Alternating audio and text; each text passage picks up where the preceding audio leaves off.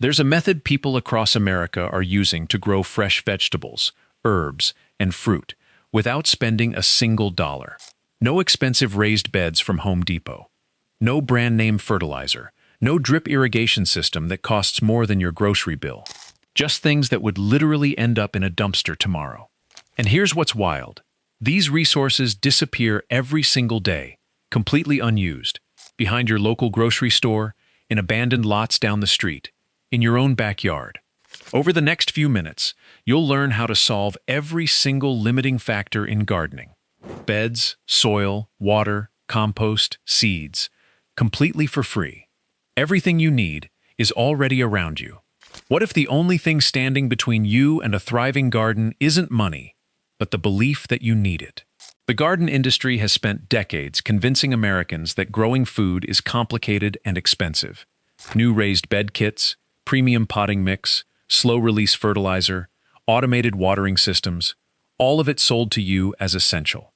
But in this video, we're going to zero out every single one of those costs. We'll walk through all 6 key areas: beds, compost, soil, mulch, water, and seeds. If you stay until the end, you'll never look at a trip to the garden center the same way again, or you might just skip it entirely. For most of American history, growing your own food wasn't a hobby, it was a necessity. During both World Wars, the U.S. government actively encouraged citizens to plant victory gardens. By 1944, an estimated 20 million victory gardens produced more than 40% of the country's vegetables. People grew food in backyards, vacant lots, rooftops, and schoolyards. They used whatever containers were available: old crates, wooden barrels, scrap lumber. Compost came from kitchen scraps and yard waste. Seeds were saved from harvest to harvest and passed between neighbors. Then the post-war consumer economy took over. By the 1950s and 60s, supermarkets replaced home gardens.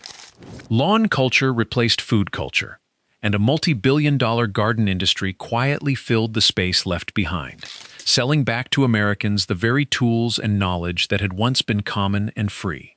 Today, Americans spend nearly $50 billion a year on lawn and garden retail products. Meanwhile, U.S. grocery stores discard close to 10 billion pounds of food waste every year. Hardware stores and warehouses throw out wooden pallets. Millions are discarded after just 1 or 2 uses. 5-gallon buckets from restaurants head straight to the dumpster. And rainwater pours off millions of rooftops directly into storm drains, completely untouched. The knowledge to use all of this never disappeared. It just stopped being profitable to talk about. Before you spend $1, look around. A garden bed is nothing more than a container that holds soil. And containers are everywhere. Wooden pallets are the easiest starting point. Millions of them are discarded across the U.S. every year, many after just 1 or 2 uses. You'll find them listed free on Craigslist, stacked behind grocery stores, or sitting at construction sites. A basic pallet bed takes about an hour to build. Seal the bottom, fill it with soil, and plant. Done. Old furniture works just as well. A bookshelf laid on its side, a dresser drawer, an old nightstand. Fill any of them with soil, and you've got an instant raised bed. The rule is simple. If it can hold dirt and drain water, it can grow food. For balconies, patios, and small urban spaces, 5-gallon plastic buckets are ideal. Restaurants and grocery stores receive bulk deliveries, mayo, pickles, cooking oil, in these buckets and throw them away by the dozens. Ask, and most will hand them over for free. Need more creative options? Old tires are abundant in urban neighborhoods and work perfectly as low-cost beds. Milk crates, salvaged bricks from demolition sites, broken ladders turned into vertical planters. The only limit is what you can find. Vertical gardening is especially powerful for anyone with limited floor space. An old ladder with hanging containers can multiply your growing area several times over on a single square foot of ground. It's the most efficient use of space in an apartment setup or on a fire escape. Buying bags of potting mix is optional, once you know the alternatives. Many U.S. cities and counties offer free compost to residents. Municipal composting programs collect yard waste and food scraps and turn them into finished compost, which is then distributed at no charge. A quick search for your city's name plus free compost will often return a direct program link. Beyond that, Craigslist and Facebook Marketplace regularly have listings for free soil, fill dirt, or compost from community gardens closing down or homeowners with excess. Building your own compost is the long-term solution, and it's far simpler than most people think.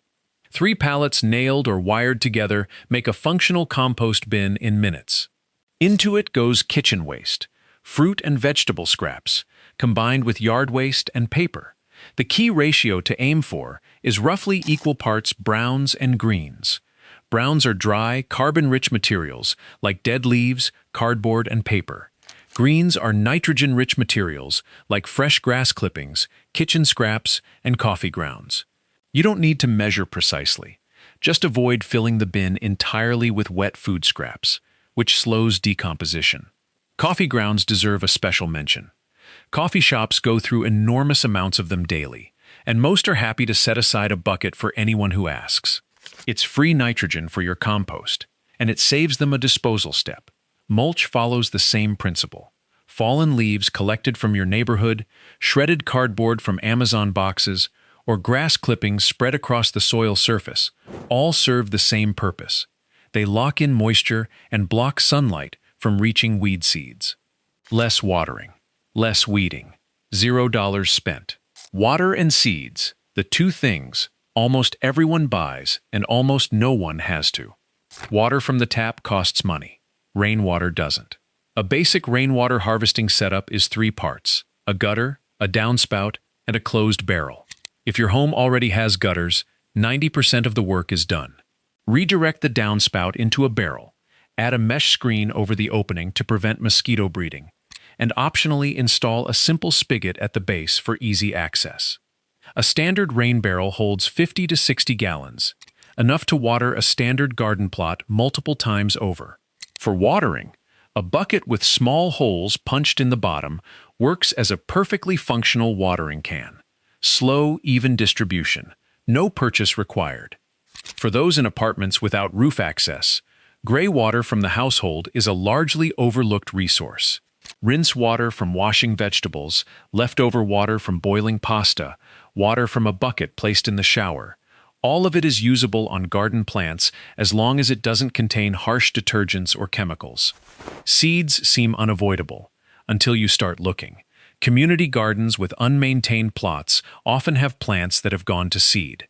Ask permission and harvest directly. Neighbors who garden are usually happy to share saved seeds. A small packet goes a long way. Older seeds that have been stored for a season or 2 are often still viable. Just germination test them in a small tray indoors before committing them to a bed. And for anyone who wants a completely free start, edible wild plants are growing around you right now. Broadleaf plantain, dandelion greens, lamb's quarters. These aren't just weeds. They're some of the most nutrient-dense plants you can eat, and they require 0 effort to grow because they're already there. There's a reason none of this is on the front page of every gardening website. Self-sufficiency from salvaged materials and closed-loop systems doesn't sell products. You can't patent fallen leaves. You can't charge a subscription fee for rainwater. And you can't build a brand around compost that someone made themselves in their backyard. The lawn and garden industry depends on the perception that growing food is technical, resource-intensive, and beyond the average person without the right equipment.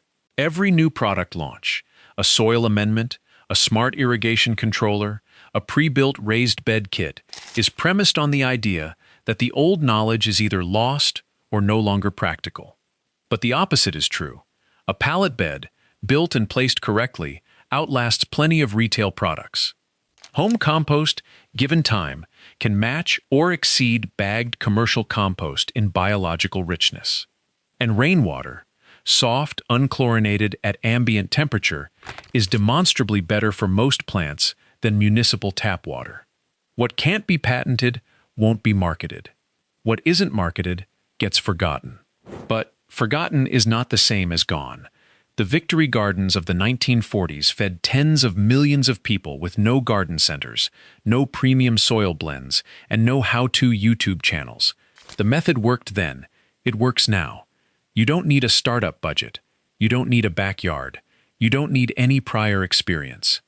You just need to start seeing what's already around you, sitting on curbs, stacked behind restaurants, falling from trees every autumn. Go outside tomorrow morning. Check behind the nearest grocery store. Look at the gutter on your roof. Look at the weeds at your feet. Everything you need to start growing your own food is already there.